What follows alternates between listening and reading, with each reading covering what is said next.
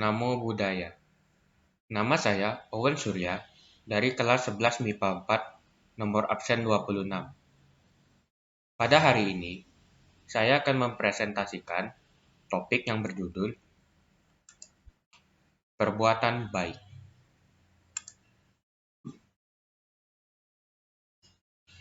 Jadi, apa itu perbuatan baik? Menurut pengertian saya, perbuatan yang menghasilkan jasa kebaikan atau guna, suatu sifat yang memurnikan pikiran dari keserakahan, loba, kebencian, dosa, dan kebodohan batin, moha.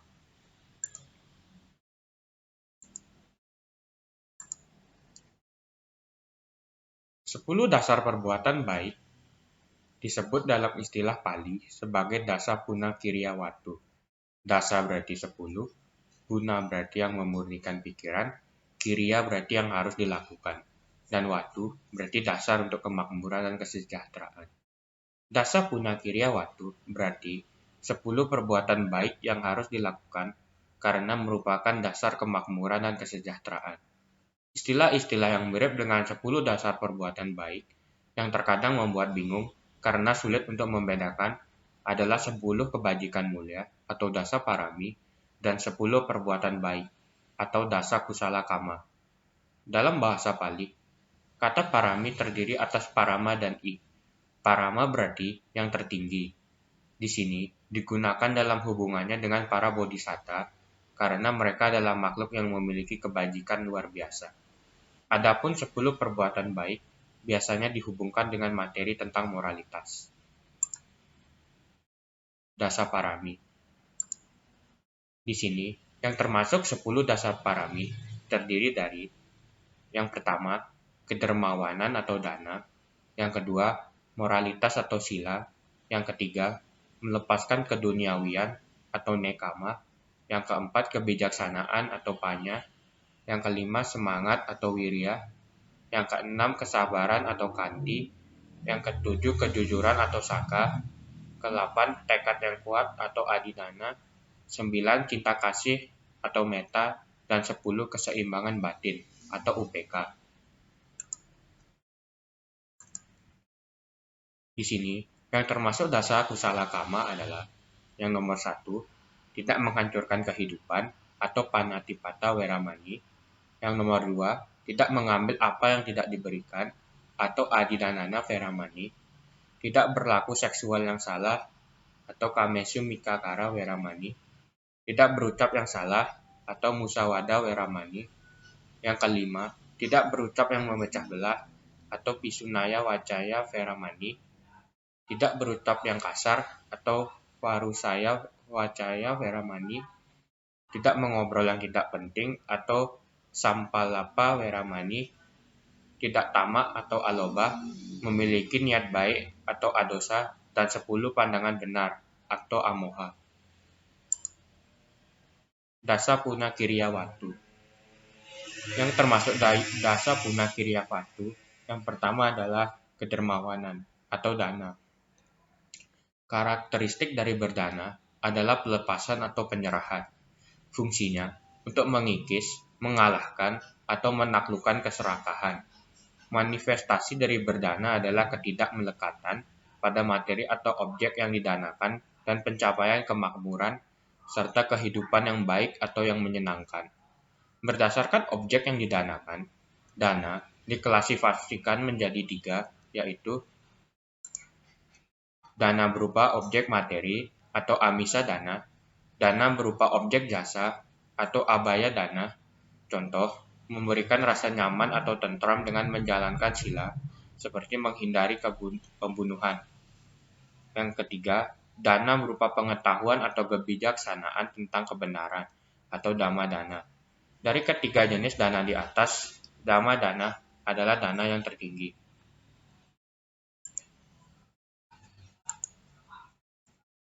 Moralitas.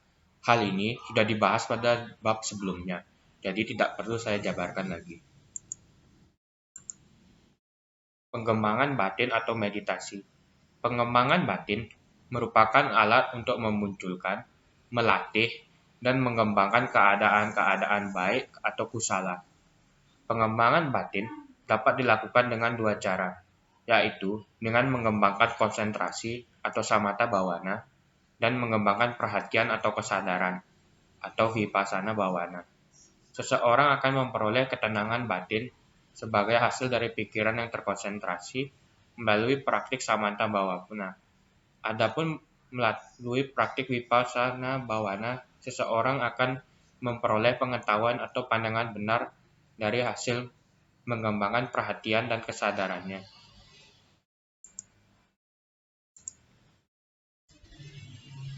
Menghormati.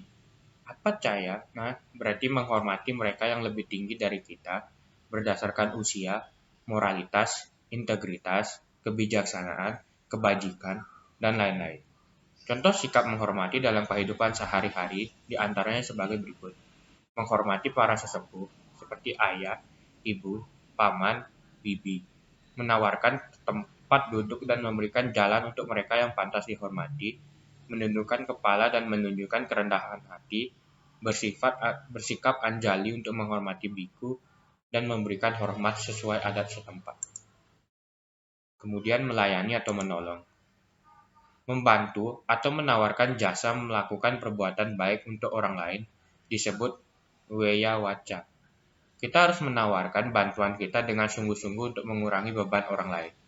Kita juga harus membantu mereka yang sakit, tidak berdaya, dan yang sudah lanjut usia. Kita harus menawarkan bantuan kepada orang yang tampaknya kerepotan membawa barang.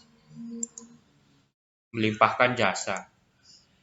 Membagi jasa baik atau kebajikan dengan makhluk lain disebut patidana. Pati berarti yang telah didapatkan, dana berarti memberi atau membagi. Seseorang penderma tidak diragukan lagi, pasti memperoleh manfaat dari dana yang telah dilakukannya. Keinginan untuk membagi jasa yang diperoleh dengan makhluk lain tentu saja merupakan kemurahan hati yang hebat. Beberapa penderma hanya mengucapkan, "Saya melimpahkan jasa saya," tetapi tidak disertai niat tulus untuk itu. Pelimpahan semacam ini belum layak disebut patidana.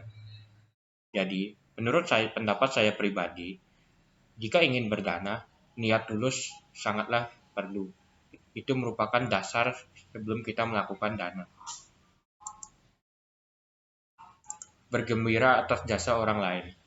Turut bergembira ketika orang lain melimpahkan jasanya disebut patanumodana. Ketika seorang melimpahkan jasa yang diperolehnya, kita semestinya menghargainya dengan berkata sadu sadu sadu. Merasa berbahagia atas perbuatan baik yang dilakukan oleh orang lain adalah patut dipuji. Kebajikan ini termasuk sifat simpati atau mudita. Mendengarkan dhamma. Ada 5 manfaat yang dapat diperoleh dari mendengarkan dhamma, yaitu sebagai berikut. Mendapat pengetahuan, memahami kenyataan yang lebih jelas, menyingkirkan pandangan salah dan keraguan, memperoleh keyakinan benar, dan mendapatkan kebersihan pikiran melalui pengembangan keyakinan diri dan kebijaksanaan. Membabarkan dhamma. Mengajarkan dhamma jika dilakukan dengan tulus dan sungguh-sungguh, nilainya melampaui segala bentuk dana apapun. Buddha bersabda, Sabbadanam, Dhammadanam jinati, yang berarti pemberian dharma melampaui segala pemberian apapun. Untuk benar-benar mendapatkan perbuatan baik mengajarkan dharma sejati, pengajar dharma harus tidak mengharapkan imbalan, persembahan, ketenaran, atau kesombongan. Jika hal tersebut dilakukan, keserakahan akan mencemari dan mengurangi nilai jasa baik yang dilakukan. Buddha mengibaratkan pengajar dhamma tersebut bagaikan menukar kayu cendana yang berharga dengan sekendi cuka basi. Meluruskan pandangan. Memiliki pandangan yang tepat dan lurus disebut diti jukama. Diti berarti pandangan dan ujukama berarti lurus. Diti adalah pandangan seseorang yang didasarkan pada akal budi. Jika pandangan itu tepat dan benar, disebut sama diti. Jika pandangan itu salah, disebut mica diti. Menurut saya,